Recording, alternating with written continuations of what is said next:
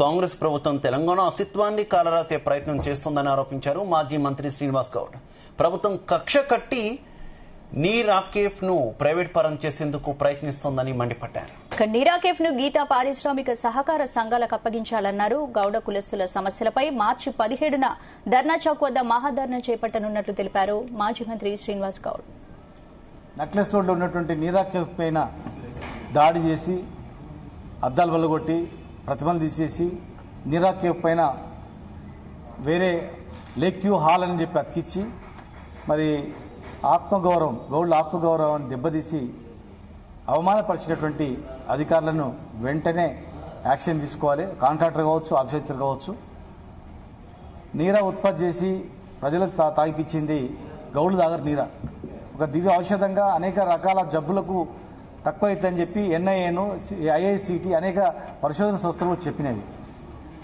ప్రజల యొక్క ఆరోగ్యాన్ని కాపాడడానికి ఆనాడు ఆరోగ్యమైన డ్రింక్ పసిపిల్లలకు అమ్మ తల్లి పోసినా కూడా వాళ్ళకు తాపేది, బాలింతలు తాపేది. అలాంటి నీరాను, ఔషధ గుణాల నీరాను తయారు చేయడానికి వేలాది మంది లక్షల మంది ప్రాణాలు పోయింది. ఒక నీరాను రెడ్డి తాగుతాడు, యాదవ్ తాగుతాడు, ముద్రాజు తాగుతాడు, అన్ని కులస్తులు తాగుతాడు.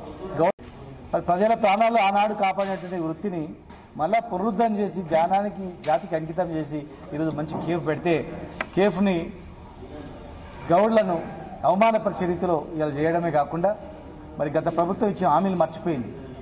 మేము సమయం ఇచ్చినాం. గౌడ సోదరులందరూ కూడా ధర్నాలు చేద్దాం, గొడవ చేద్దామంటే కొంచెం సమయం ఇద్దామని మేము ఆగినాం. కానీ ఇలా మేము ఆగినందుకు మా గుండెల మీద తన్ని మమ్మల్ని అవమానపరిచే రీతిలో ఇలా నీరా కేఫ్ని విధ్వంసం చేసి టెండర్ పిలిచి వేరే వ్యక్తులకు ఇవ్వడానికి ప్రయత్నం ఇచ్చారు. ఇది గీతా పారిశ్రామిక సహకార సంఘం బీసీ కార్పొరేషన్ ద్వారా ఆ నిధులతో నిర్మించింది. దీంట్లో ఎవ్వరికీ అధికారం లేదు. మేము ఎన్నిసార్లు చెప్పినా ఇలా వాళ్ళు మళ్ళీ అదే పని చేసిండ్రు. అందుకే ఈరోజు ఈ నెల 17 తారీఖు నాడు మహాధర్నాను మేము నిర్వహించబోతున్నాం. వేలాది మంది స్వచ్ఛంద రావడానికి సిద్ధమవుతున్నారు. ఆ లోపల మేము ఇచ్చినటువంటి గత ప్రభుత్వం ఇచ్చినటువంటి 5 లక్షల ఎక్స్గ్రేషియాను 10 లక్షలు ఇచ్చి బకాయిలతో పాటుగా 10 లక్షల ఎక్స్గ్రేషియా ఇస్తాను. వెంటనే ఈ సంవత్సర కాలంలో చనిపోయినటువంటి కార్మికులకు 10 లక్షలు మీరు ఇచ్చిన మాట ప్రకారం 10 లక్షలు